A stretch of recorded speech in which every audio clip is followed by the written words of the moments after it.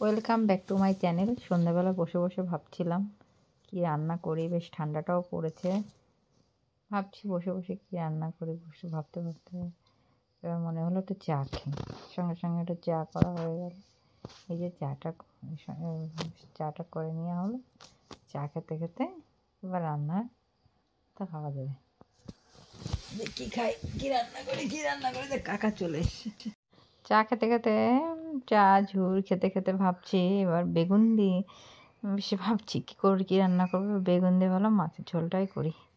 এই বেগুন কেটেছি আর আলু কেটে নিয়েছি, এটা রাতের খাবার।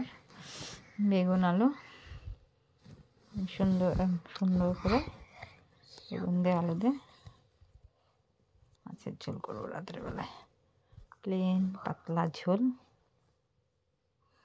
এই যে রুই মাছ ভাজা করছি। ফ্রিজে ছিল তো মাছটা, তাই ভাজতে একটু সময় নিচ্ছে।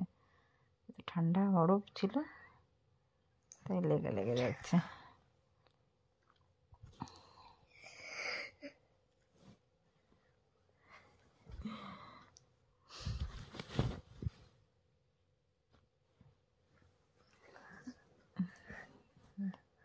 উঠতেই চায় না কড়াইতে, ফ্রিজের মাছ তো খুব ঠান্ডা। এই যে বেগুন দিয়ে আলু দিয়ে মাছের ঝোল হয়ে যাচ্ছে, পাতলা মাছের ঝোল।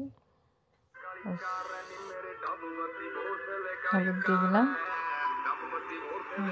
বেশি করে, আর ঘরের হলুদ তো একটু বেশি করে দিলাম, কালারটা ভালো হয়।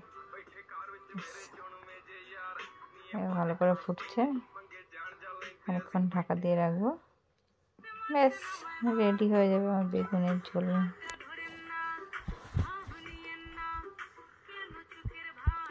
দেখতে থাকুন তাহলে, যদি ভালো লাগে একটা লাইক করে দেবেন।